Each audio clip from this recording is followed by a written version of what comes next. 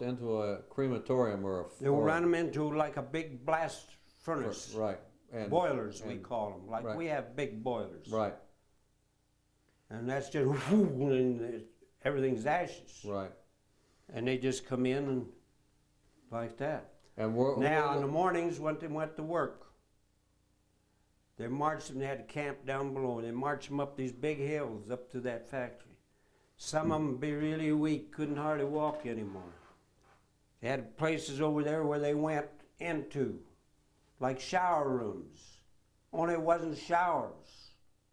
Nozzles sticking out just like a shower. They could turn it on water or they could turn it on gas. They gassed them in there. Then they went out in them conveyors.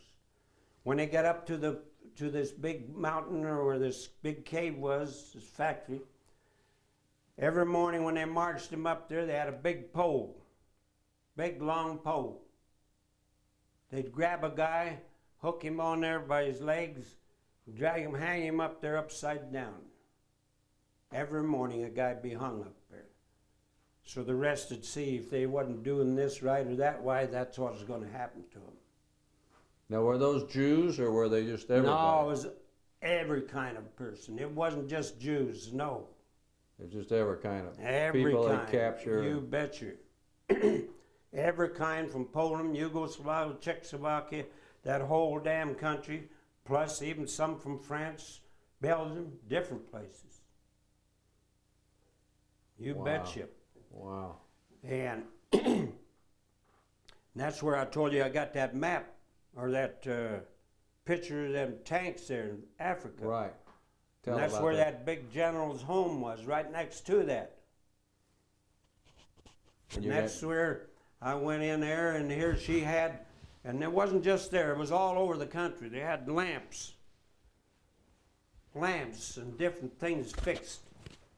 And the lampshades was made out of human skin, dried, stretched human skin. A lot of the lamps would be the skull, and the light would shine out of their eyes and out of their mouth. Wow. Sitting around in the room. Holy That was smoke. nothing new. That was all over, especially in them factory places. Yeah, and those And this general, where I got that picture, is the one that got killed in Africa, and he had that picture in the house. I got that picture, that map there, and I brought it home.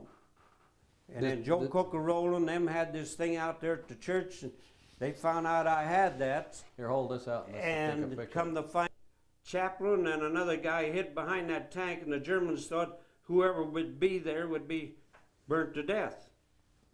For everybody to see. It was in that picture that they had out there at that church. Oh, at the church, yeah, you and Al. Yeah. But anyway, that's the way it was around there, and then we had to go in the woods. There was all kinds of them in there. We got that cleaned out. And then Sanderhausen was just down below it. And that was all mines. And all the stuff that manufactured up here, ammo and everything, went over to Sanderhausen. And they had some big big factories there too. They had great big metal buildings, and on top of one of them they had a big round tower. I wonder what the hell that was up there. But all these people they had working around there wasn't none of them locked up. And they had little old shacks all over that woods for them to stay in. Up on this tower, they had big machine guns. And that table with lights had turned, that whole table with them machine guns. Day and night, they had guards up there. They didn't lock anybody up, because anybody that tried to get out through them woods or anything, they just machine gunned them. And this is the God's truth. I was one guy that was elected to do a bunch of that stuff. Went up in them woods. Before we got to the woods, there was a road there. And there was a whole damn string of prisoners laying there shot, not buried. I'm not saying 25 or 30, oodles of them. And in this woods all over, from people over the period of years, now I'm talking about a period of years, that had got so weak they couldn't stand it anymore. They decided either to take their lives or try to get out. They'd wander up in them woods, and when they'd see them up there, they just machine gun them. Them trees and them woods was just laying full of bones. How many people in their day tried to get out of there? I and my officer went downtown. Everybody said they didn't know something like that happened.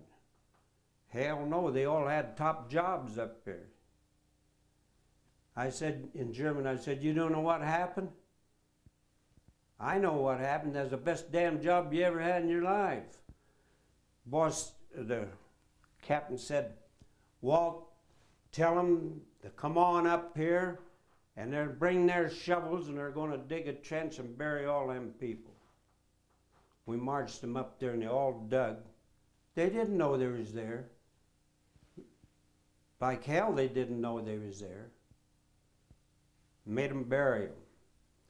Then, where my roughest job came, and some more boys with me, we had to go down that damn mines. Had an elevator that went down, 500 foot. Big What kind of mines were those? salt mines. Oh, salt mines, is that right? Miles and miles, for centuries they've been there. Okay. And it wasn't just a mile, miles, and all them hills. They had them placed up in there. They were fixed for ammo dumps. Stacked full of ammo. Had rooms carved in the side of them tunnels. Ever so far apart. Miles up this way, miles that way, and they were all stacked full. But the worst part of it going down in there was, how'd we know how many SS troops and them that fight to the last was down in there? Right. We had to go down there. And different places, they had steel doors on all them rooms. Different places, we knocked them steel doors down, and they'd be full of workers, DPs, slave labor, that they locked in there when this all happened. And they were dying or dead. Just locked them in there. And then when we got way back up in there, then we started running into soldiers, Germans that had locked themselves in there. Waiting, probably figured maybe we'd get out of town or something, they'd try to slip out. Under this big tower, they had big rooms in there. Had gas chambers in them. Weisenfeld was about 20 kilometers down the road. That was another big factory area that made ammo and all that. They'd take buses from this camp down to that factory. Every one of them buses, the driver was boxed separate, completely sealed separate.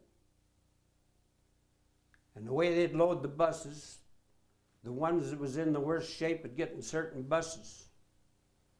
The time they'd get down there, they was gassed. Oh, really? They had gas in them buses. They just gassed them and dumped them off down there.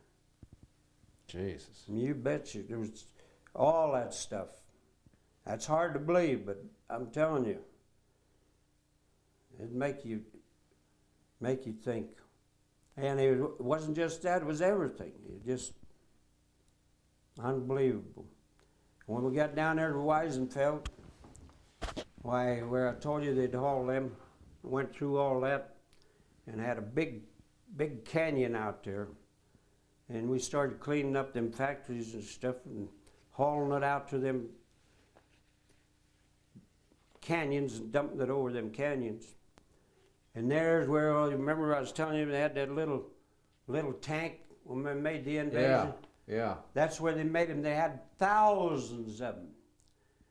But they weren't successful, so they quit using them. But they were all loaded with ammo, dynamite and stuff. So we hauled them over there and dumped them over that big canyon. Then the engineers would set up there and shoot down there and blow them up. Set them off, huh?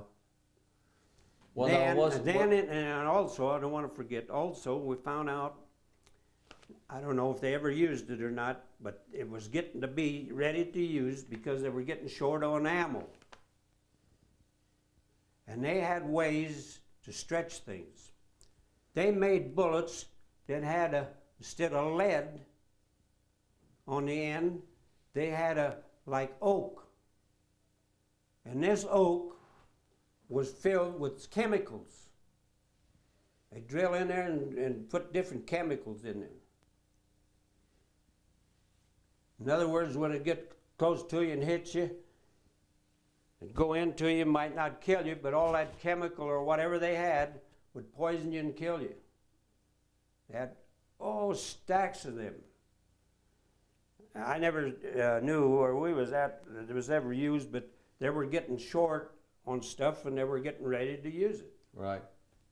And they might have used it different places. What time, now, what was, when you guys went to Nordhaus and in those places, when you got in there and you got all that stuff, was the war over? Was the war going on? That was just when the war was ended. Okay. And all that area, just to show you the things that we did, all this area where I'm showing you where all these factories were and all these places they build the bombs and everything, and most of them places where they was already working on the buzz bomb. Right. Different parts of it. The main part was up in Normandy. I mean Nordhaus.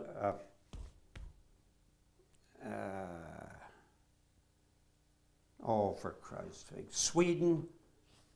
Okay. And on up. Remember, they were building a big plant up there, and we finally knocked that big ship out.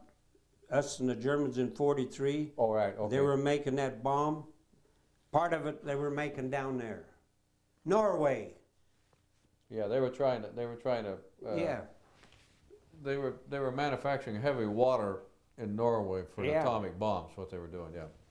Okay. Yeah, they were trying to get ahead on the atomic bomb. They were already making a bunch of that stuff. But I'll tell you, it was something. So did you? I could go on and on and on and on, and then that was when the war ended. Then I got into a hell of a lot of that. Is what the American was going to do with all them people. I'm talking about thousands. Okay? Just like them people I told you up there and everything. When the war was over, and later on, that whole area we give to the Russians. We moved on down around by Frankfurt and all down through there. They got that north of there. They got all that to the North Sea. We give to the Russians, but they had that all laid out when Roosevelt and Churchill and them all had that big meeting. Stalin. And that's why we didn't take Berlin. Right. We could have took Berlin a week before they ever did. Right, that's what I We understand. met the Russians. It's right there in that book. Shows it. Right there in that book by Dressel. And that's where they had a big slave camp right there, and that's where we met the Russians. Right on the Elbe River.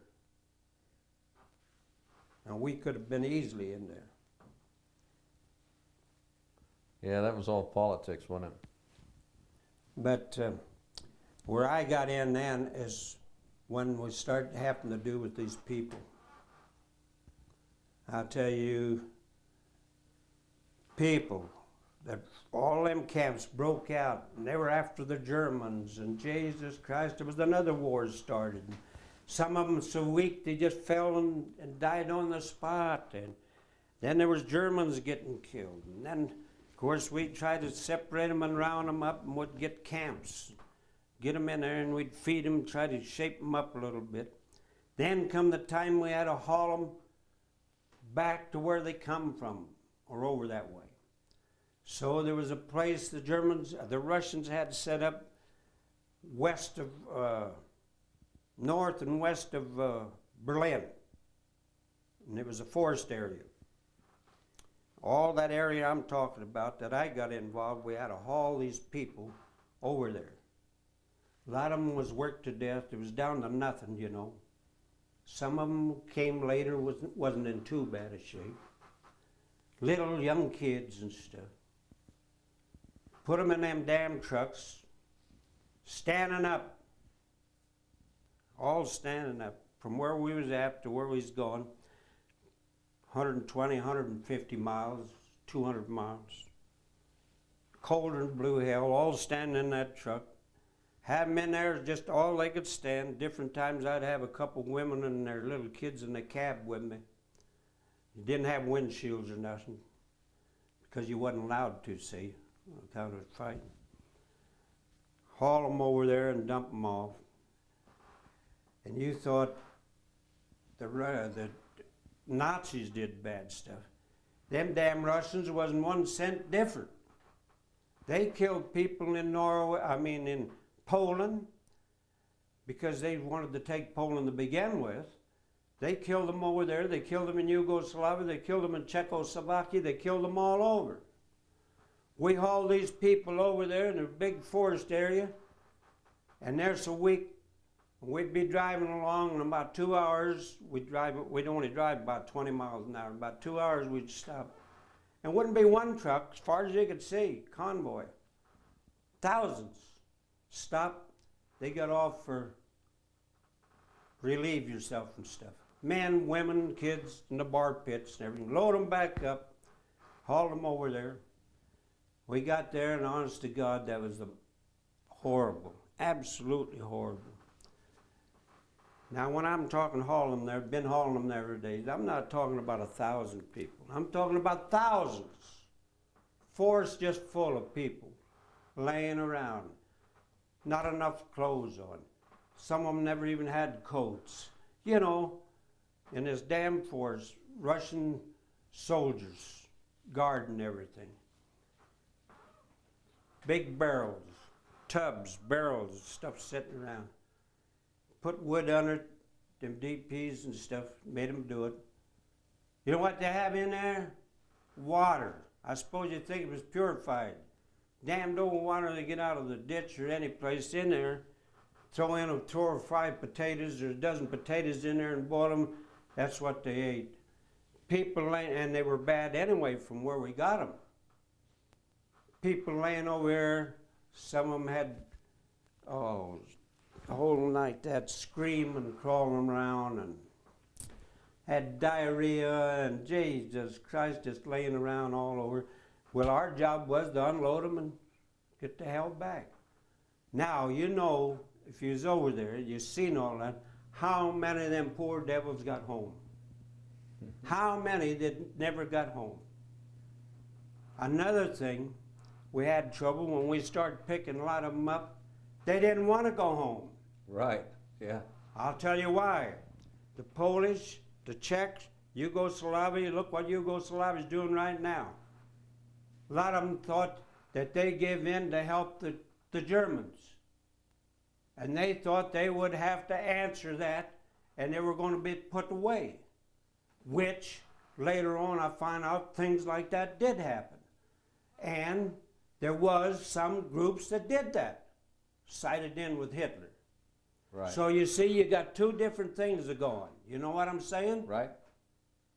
Now, the innocent poor devil, where some of them had it made, like I told you, with them Germans, with them women, where I said they shaved their heads and everything. Right. Same damn principle, see? Hell, they lived good. They had it made. And it was men, too. All right, that what I'm talking about, these same damn thing. A lot of them, bald in front of me, hated to go. Walt, I hate to go. I hate to go. I'm scared I'm going to get killed. I'd rather die here. And, you know, most of them countries had bastards Oh, yeah. for leaders. Right, that's right. You read back. That's true. One of them wasn't much different than the other. That's right. And the reason I'm saying that, I went through it. Every damn bit of it like that. And honest to God, I used to sit and bawl.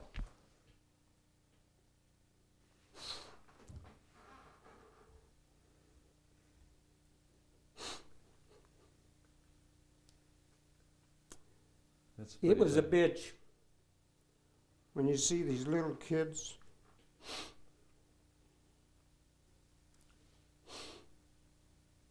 and you talking they got hungry.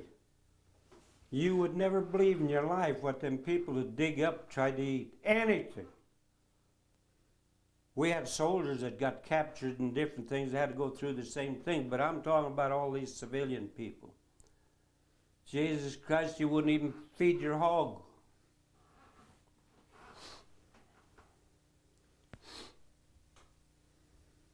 So how long did you do that, haul those people, and how? Well, I did it, let's see, Nordhausen, Sanderhausen, and Weisenfeld.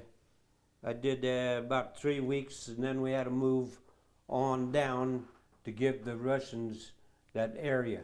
Right, back out of there, huh? See, they got Leipzig. We had taken Leipzig. They got Leipzig and all them places.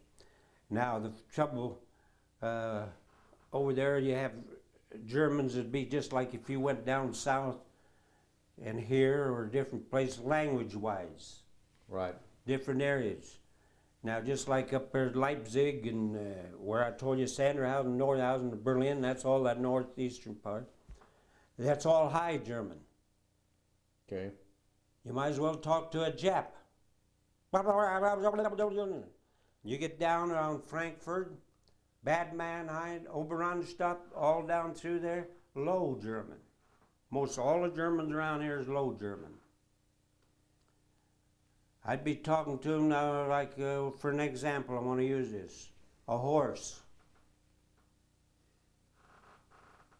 Up in the northern part, High German, it's a fat. Down in the other end, it's a Gaul. Around here, all the Germans call him a Gaul. In the northern end, it's a fat. And like Migge, in the north, they call him Migge, or call him Fliege. That'd be flying, Fliege. And down the south there, they call him Migge. And just different things like that I learned. Sure. You know.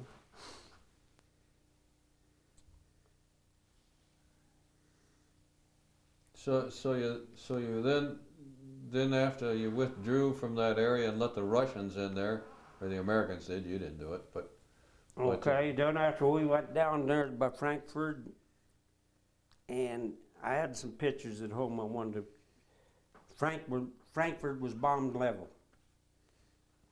Now, a lot of them cities were Kassel and Frankfurt, all them, Cologne. Now, what gets me, and I wanted to write in about this, they hollered about over there in Japan, atomic bomb that we hit that city.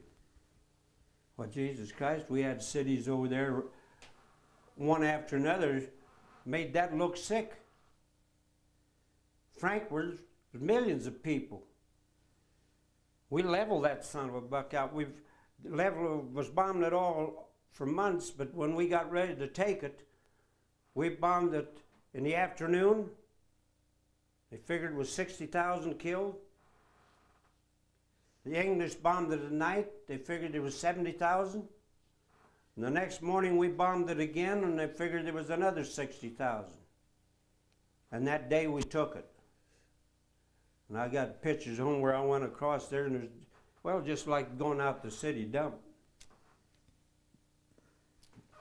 Crawling around over top of piles of stuff. But what I'm saying is, you have to think, as long as that bombing and everything on, that wasn't one place. Place after place after place. Right. And the Germans did it for years on them other countries. Right. Yeah.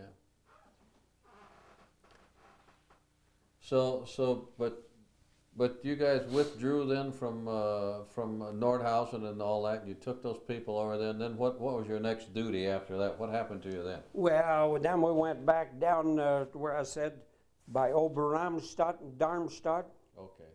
Okay. Then we were still keeping ready because the Pacific was going pretty strong. Right. They already started figuring out what they were going to do with a lot of them. And later on, they start dissolving different divisions. There was field sections that'd be full of tanks, sections would be full of trucks. This was after the Germans surrendered. Yeah. Just acres and acres and miles where the outfits that had all that got sent them home, or a lot of them, the ones that was just got in, they went to different outfits. The older ones, if they had so many points, could get sent home. Right. And then later on, we was getting ready for Japan when that broke out. Finally ended, so we had to go. But when you got ready for Japan, were you in Europe, or did they bring you back to the States? Huh? When you got ready for Japan, were you still in Europe, or? Well, we stayed in France. I moved down to France until they could get enough ships to get us home.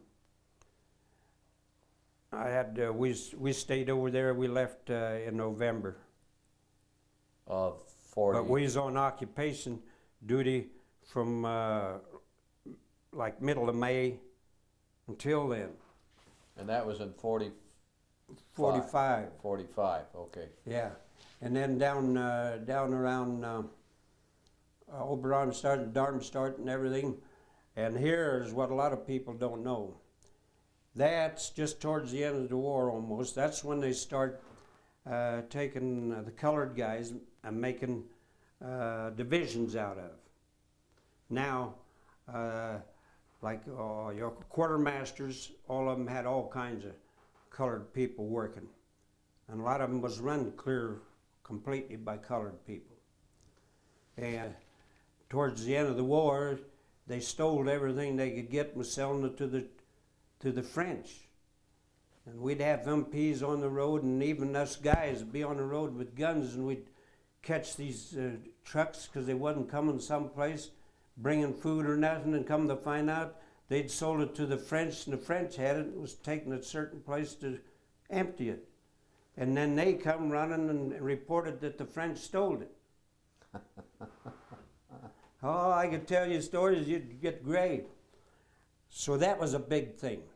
So then, when we was there at Oberamstadt and Darmstadt, they moved in that was a later division of infantry. I forget what the infantry it was. I think it was the 16th, and then there was an armored division. And the armored division was colored. And this little town, just Clarksville, just out of Oberamstadt. And there was a great big school up there. And that was after the war. And them guys had got in when the war was ending. They did get in a little fight. So the white guys was in the infantry, and the colored guys was in the army, armored division. Okay. First thing you know, we all had to get together and go over there. There was something seriously happening. And by that school, they had a war going on between them. Between the infantry and the armored division? Yeah. Is that Colored right? against the white. And that didn't, I'm going to tell you, that went on a lot of time. And I want to tell you, the time we went over there, and there was some other armored come over there, and we finally got them shut down in about 5 or 6 hours. And there was 16 white guys dead. 17 white guys dead and 16 colored guys dead. Really? And a lot of that went on later on. I'll tell you, as a bearcat. And it wasn't just one place. A lot of that went on right here in the States.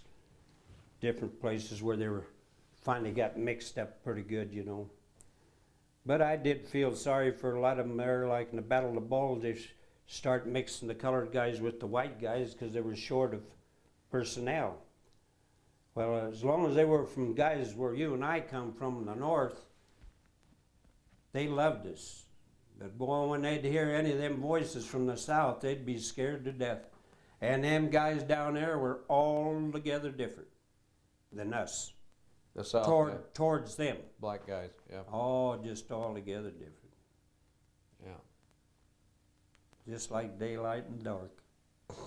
So you went back to France with your outfit, and then what happened?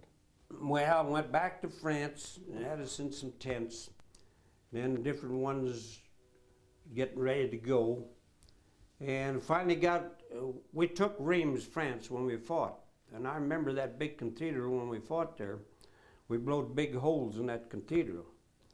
Well, anyway, when the war was over and they shipped us back down to France after a few months, why, we were not too far from Reims. So we got to go up to Reims because the Air Force and the Army were playing football. Just finally put a team together just to have something to do. And they had a stadium, nice big stadium. Part of it was blowed all to hell. And when I was over there, a couple of my buddies, and there was all kinds of soldiers trying to give us a little activity. And finally I heard two voices I couldn't believe. I just kept screaming, and I turned around, and I said to myself, I knew them voices.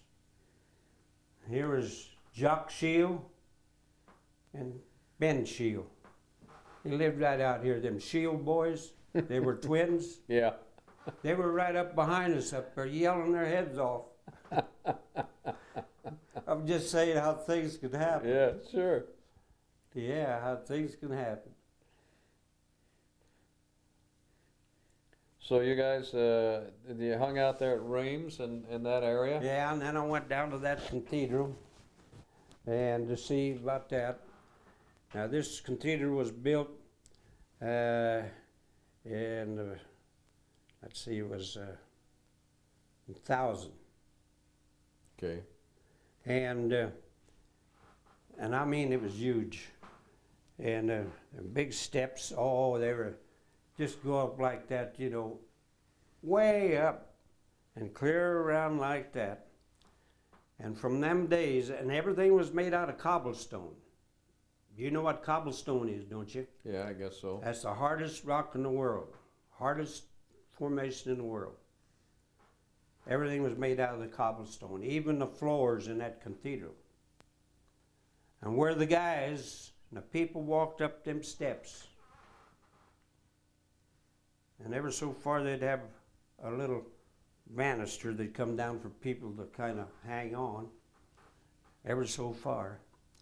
And honest to God, in that hard rock, now you can just, when that goes through your head, I just kept, how many millions and millions of people had to walk up there when each place had cups like that where they walked.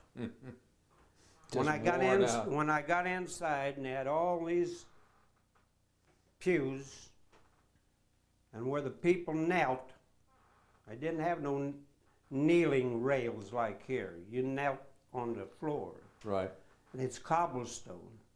And every row of seats, you'd look down and it'd be just like them walks out there like that. From people kneeling in there. You get to thinking, now, am I saying things or is this truth? Now just think what that would take to wear that down like that. Oh, sure. And in the chapel part, inside where the dome is and stuff, I tell you, you thought you was looking out at an airplane, that's how high. And if the guy would, in the front, and as huge as that building was, and how they built them buildings to carry sound, if he'd have said that, it'd be like he's talking right in your damn ear. That's how that voice would carry. Great acoustics. Mm-hmm. Well, they used to build places in the States like that, if you remember. Old churches and stuff were real high. Right. To carry the... So you guys went to Reims, and then what happened there after you did all that? After Reims then, we went to Le Havre. Oh, okay, that's a hard one. And finally got on a boat. Yeah. So you guys were in Le Havre, and then what, you disembarked from Le Havre and went back to the States, huh? Yeah. Yeah. And then did your outfit Went back to the break up? States, went back to the States and landed the same place where we left from, New York. Mm-hmm. And then from there, we got on a train, went right down through Iowa and all the way down to Fort Logan. Right. And I told you about losing my mother, Right, yeah. okay? It was hard enough for me then, but I'll tell you, it was a hell of a lot harder the closer I got home. Yeah, you knew your mom was And gone. when I got to Denver, Fort Logan, and I got my discharge and everything, and the girl who gave me my discharge and my paperwork was Ruth Moppin. They used to live up there by that five-corner grocery, Yeah, I know, yeah.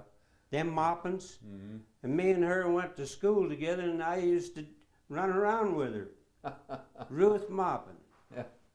So that was another deal. So I was going to go and get on the bus, and she said, Walt, I want to talk to you. So I waited around, and then she talked to me, and she got me to go to see her mother. So after I got down to her mother, and they had lost her dad, and I got down to her mother begged me to stay there that night. And in a way, I was kind of glad I did, because I was just so unbalanced, and in my mind and everything, thinking of how I'm going to hack that walking in the house, you know. So anyway, I stayed there that night, and next morning they took me down to the bus, and the closer I got to Sterling, the harder it was. And that's when they used to still have the bus depot on the corner. It used to be the Sterling Cafe, Okay, right across from the Silver Dollar on the west corner there, okay, yeah. right there. And that's where they unloaded us. People around there didn't even act like a guy from uniform come home, just like some dog come, you know. Nobody said hello, goodbye, or kiss nothing, you know. And I was standing there looking out of the window, debating whether to get a cab or walk home. I had luggage. And by God, guess who drove by in the front? My dad. Is that right? Drove by the front, and I'd parked on the north side right across from the Silver Dollar, sitting in the car. Of course, I seen him. I went out there, and come to find out, he had been going down there every evening when the bus come, thinking maybe I'd come home. So then it was kind of hard on him about Mom and everything. Sure. So we got home, walked in the yard. My little brother Ralph, he was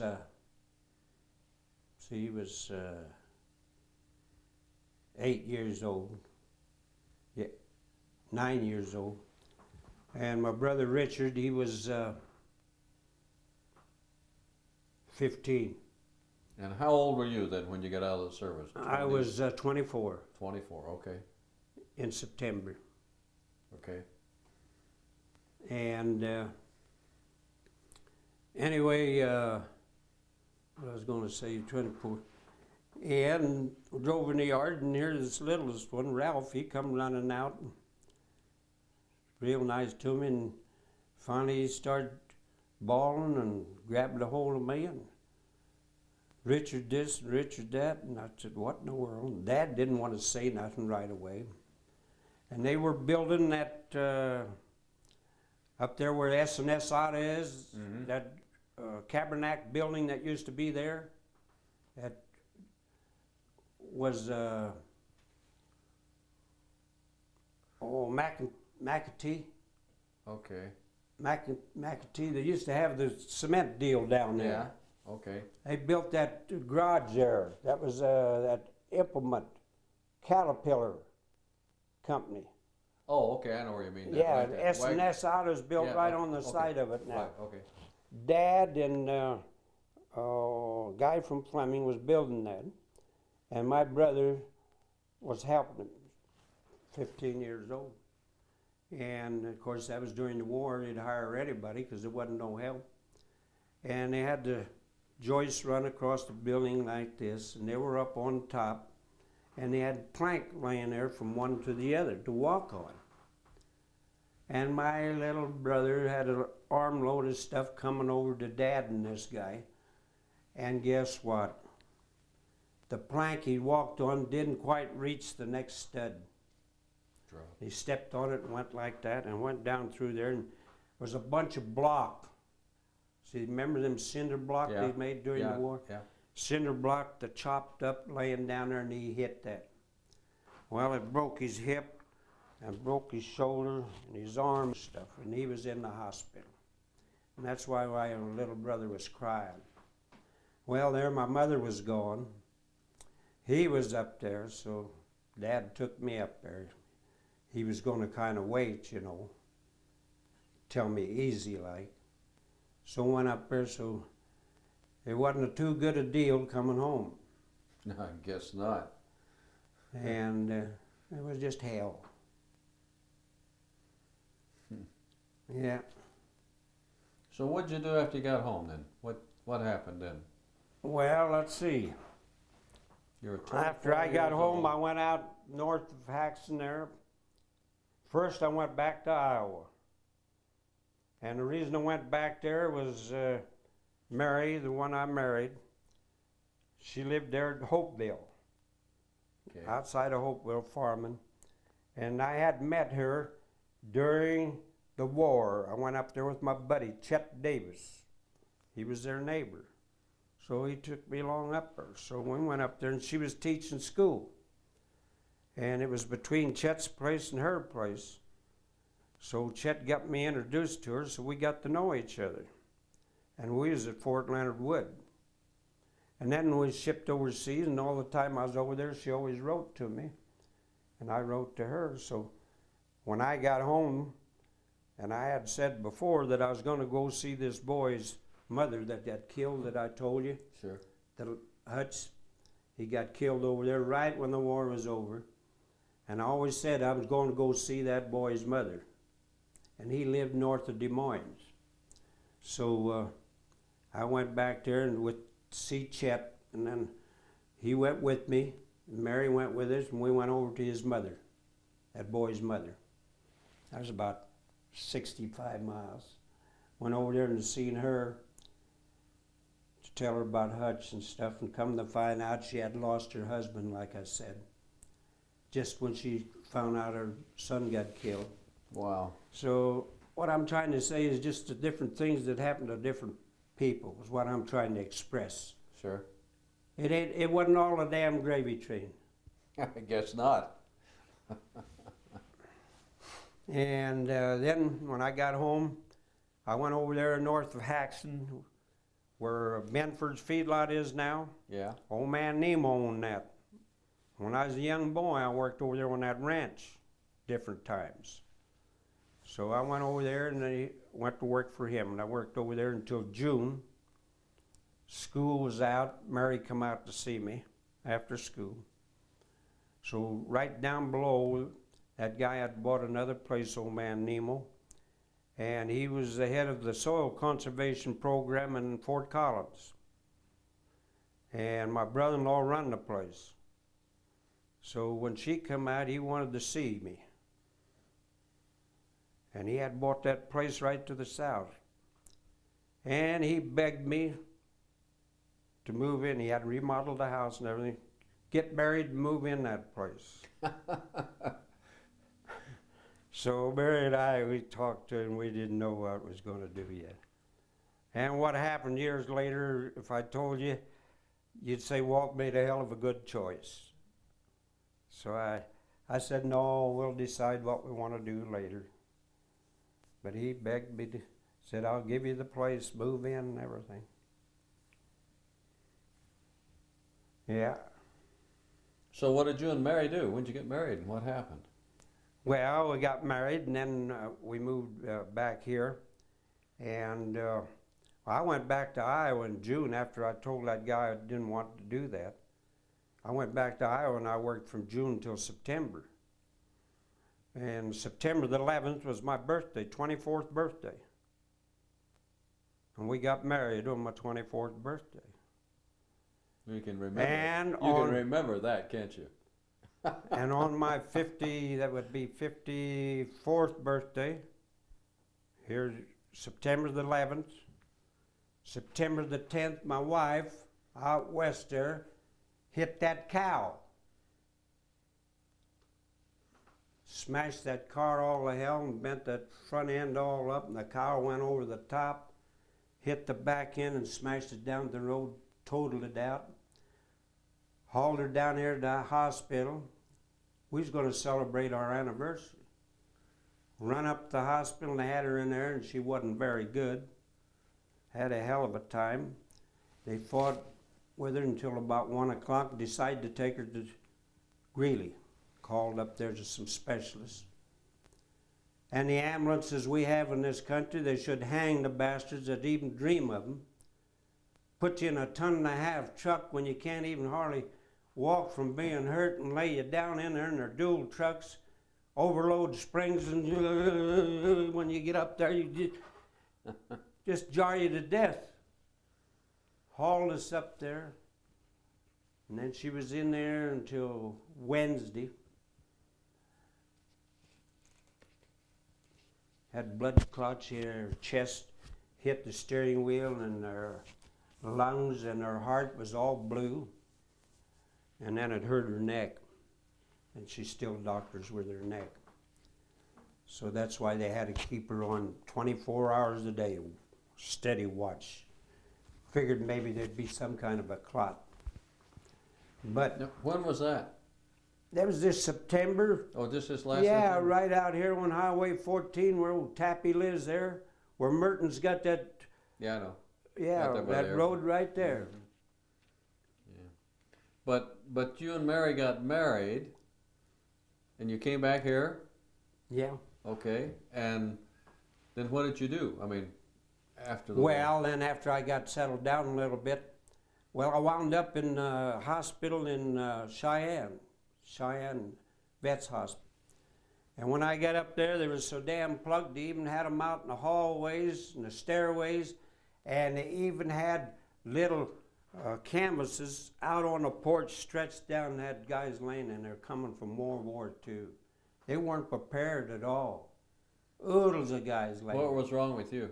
Well, I was just boogered up in my back and neck and stuff, and I had some other problems. And I laid there 10 days, and they never did a thing to me, only come by and give me some pills. And one morning I just got up and put on my clothes, and I said, "You can go to hell." I Took went off. I went home. And how old were you then? Still 24? Yeah. Yeah. And Mary So- was out here? So then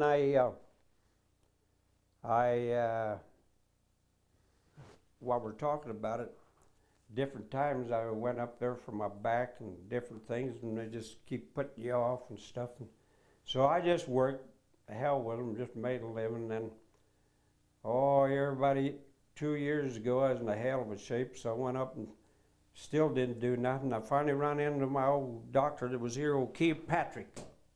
Kilpatrick. He's Yeah. in Cheyenne. Yeah.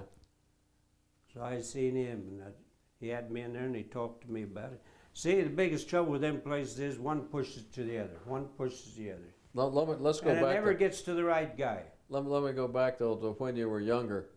So, but then you went to work and you were a plumber and I was a gonna steam get to fitter. Whatever. What were you? Yeah, I was going to get that. So after that, I went down here and went to work for Mr. Piper, George Piper. George Piper. Yeah, I know George. Bud Piper was his son. Yeah. And I went to work there in, let's see, August. I think it was August. No, it was July of '46. I Okay. went to work there. So I worked there for old George. In '52, old George let Jim Yap, me and him worked together, Right. and I served my apprenticeship. Me and Jim, and Jim became part owner, 49%, and Bud was 51%. Right. So anyway, they were together for a few years, and no, Bud, he didn't do nothing but just drink, and Jim was running himself to death, so Jim finally told him either this or that, so Jim bought him out. And then he went over there by the 6th Street grocery there where that driver's license bureau Yeah. is there. Yeah. Had that little tin shop there, Bud Right. did. Yeah. But So so I worked down there until '82, okay. till '82, and then '82, Jim sold, and then when he sold it to them Schaefer's. Didn't take Schaefer's long to blow that big business, and that was the end of that. So I had quit. I was on my own then. 90, let's see, it was in 95 why I finally quit. Quit plowing. Yeah, 78 now. How many kids you got? 8. You got 8 children? 6 boys and 2 girls. Wow, is that right? How many grandchildren? Let's see, 6, 9, 10, 11, 12. 12 of them. 12 grandchildren. So now tell me, how many children you got? 8 children? You got 8 children? And how many boys was it? 6 boys. 6 boys. Okay. What are the just real quick? What do the boys do? Huh? What do the boys do? Well, Just Mike. real quick. Mike, he was here and he was with Exeter Drilling for years. Okay. Then he moved up there by Greeley. Okay. And then Exeter finally, after all the stuff went down, they just pulled they- aside, and he was in with somebody else for a while, and it was going down to where it got nothing. So he went to work for Greeley Gas Company. Okay. What about the other boys? And Mark, he's over here at the public service. Okay. He was with me plumbing for, about 4 years. And then Dave is here at the hospital. Right. I know Dave. That's my son. Okay. And he was with me in plumbing for years. Right. And Pete, he's up there in Wyoming, up there north of Henry. Okay. It's up by Thornton, Torrington. Only that valley, you come out of Mitchell west, and then you come to Henry, and there's a valley that goes north. Mhm. He lives up there 8 miles. What's he do? Farms up there. Okay. Farms, and then he used to be over at Vale on construction and stuff, and that same company come over there to the hospital at Scottsbluff. They're building on, real big and stuff. They've been there a couple of years, going to be there another year or 2. And he's been their foreman. When they found out he was up there, they went and got him. Oh, is that right? Yeah. Yeah. So he's been there. But when he was at Vale, he got hurt bad and it ruined his back and stuff, see. So that outfit knew that he was hurt, so they figured what he knows and what he can do, he'd be a good guy to hire. And they said, you don't work. Different times, why, he's an Unrein, he can't stand around, he had to work, so they give him hell. Said, we hired you to watch these other guys. Yeah, right. And see, what about the girls and the other boys? Well, girls, one of them is married to Dan Roth. Okay. Lives out north there on Tom DeSoto's place. Okay. Well, not Tom. It was their mother's place originally, but Tom DeSoto still runs it. Yeah. Okay. See, and Tom lost his wife, and Emmanuel Frank lost his wife, and Tom married his wife, Okay. and he lives over at that feedlot at What Emmanuel's. about your other girl? What about your other girl? What did she do? Kit, excuse me, she's married to,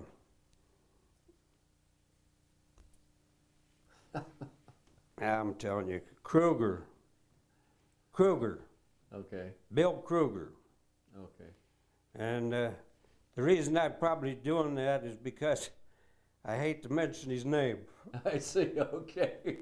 but she was married to Dave Montgomery at first. Okay.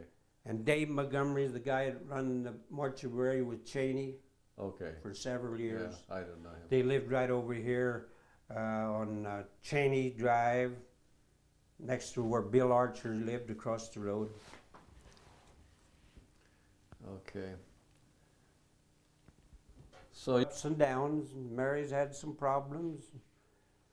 I've had some problems, but not like Mary had there for a while. But, yeah. How many years you guys been married now? well, let's see, it was 54 September the 54. 10th. I mean the 11th. Okay. On my birthday, September the 11th. September, yeah. That's great. Well, thanks for taking all your time. Now, just tell. This is where they're going in on invasion. This is going in on the invasion. Into Europe. Yeah. And that's, Landing in Normandy. Okay. This is another invasion picture. That's an invasion picture. And that's the Seine River going into the... And these others are all in that hedgerow country. Places we blowed to hell to take, you know. And when you get to them places, I'll tell you, to make your eyes pop out. Right here in them rocks and streets be little kids laying there, smoking, you know, clothes on fire, screaming. People hanging out of the top of them buildings, screaming, half dead. You kept it going. That's a lot. Here's that hedgerow country, see? And what made it tough there was Germans stuck in them. After we'd take it, there'd still be Germans behind us. Go around them and then they'd pop up. And wouldn't you just had to fight all the time. See, this was the Germans' barracks at Sanderhausen. See how that's all blowed off at the top? But these are all First Army pictures, see? It says right here, First Army landing in Normandy. It's got each one named. See, you couldn't take no pictures or nothing. they? They wouldn't let No, oh Christ, if you had a camera or anything, you'd have been, I mean nothing. 8.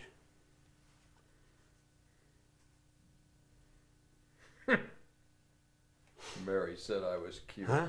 Mary said I was cute. That's what it says on their wall. Is that what I got over there? That's right. Okay, now I'm going to show you something here. Mr. Unrein, isn't he cute? This is when I was in a CC camp up there at Fraser, Ronstadt. And here's them German or Belgian pictures. That's right on the border. These people was...